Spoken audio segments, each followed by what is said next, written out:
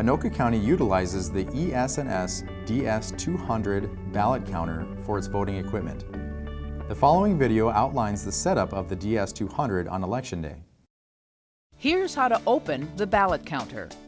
First, carefully move the ballot box, pushing it diagonally to its proper location in the polling room. Lock at least one wheel on the ballot box. Using the silver key, unlock and open the two doors on the front of the ballot box.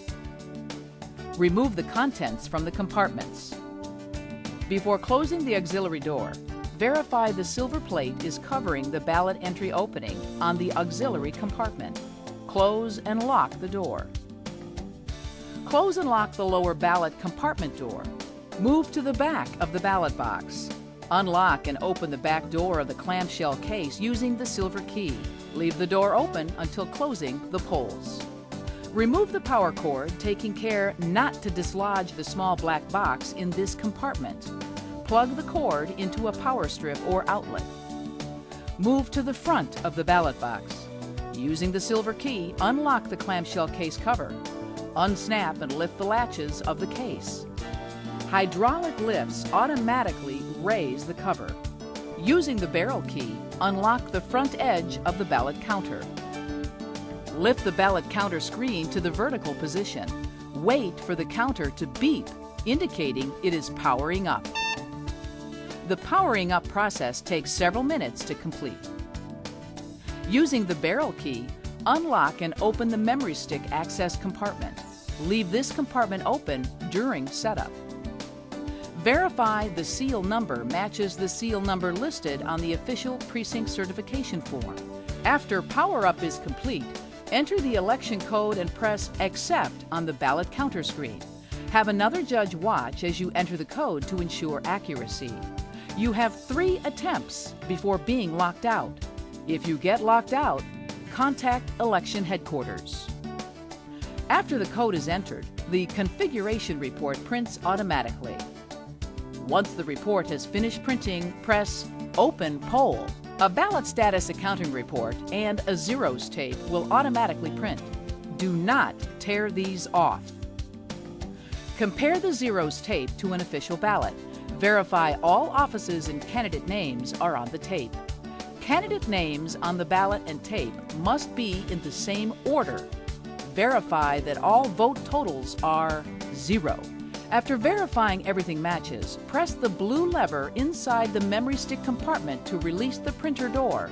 Lift the printer door open. Neatly roll up the tape and place inside this compartment. Do not tear off the tape. Press down firmly on the printer door. Listen for the door to snap into place. Using the barrel key, close and lock the memory stick access door. Remove the keys and keep in a safe place during Election Day. Press Go to Voting Mode on the screen. Verify the public counter is 0. Remember, the protected count is like an odometer on a car and will display a number. The screen will now read, "Welcome, please insert your ballot." The ballot counter is now ready for voting. The screen of the DS200 will display 2 counts. The public count shows the number of ballots that have been cast in the precinct on that day. This count should always read 0 when the polls are opened. The protected count shows the number of ballots that have been cast in a given machine over the course of its entire lifespan. Think of the protected count as the machine's odometer, while the public count is the trip meter for that day's election. If a voter is having trouble inserting their ballot or makes a mistake like voting for too many candidates, the screen will display an error message. Most voters will be able to read the message and respond to screen prompts themselves. Some voters need additional assistance and may ask for your help. In this case, the election judge should be very clear in explaining the situation to the voter. Make sure the voter understands the message and how to resolve the issue before you take any action. Ballots can be jammed. In that case, your ballot counter will clearly display a message letting you know whether the ballot has been counted or not. Instructions for clearing ballot jams are on the back of the ballot counter judge duty card. If your ballot counter stops working, inform your head judge immediately. Do not stop the voting process. Instead, open the auxiliary compartment located on the front of the ballot box. Voters can continue to vote and place their ballots in the auxiliary slot until the issue is resolved. After the close of polls, your head judge will make sure any ballots placed in the auxiliary compartment are counted. As the ballot counter judge, you should position yourself so that the ballot counter screen is visible. Your job is to make sure a voter does not leave the precinct before their ballot has been counted. It's imperative that you always keep an eye on the screen. If your ballot box becomes full, inform your head judge. 2 judges of different political parties must empty the ballot box. The voted ballots must then be secured by the head judge, and a notation should be made in the incident log. At the end of the day, your head judge will lead the team through the closing of the polls and completion of the precinct statistics worksheet. You will have detailed instructions on shutting down your equipment, as well as guidance on which items need to be returned on election night and what will remain in the polling place overnight.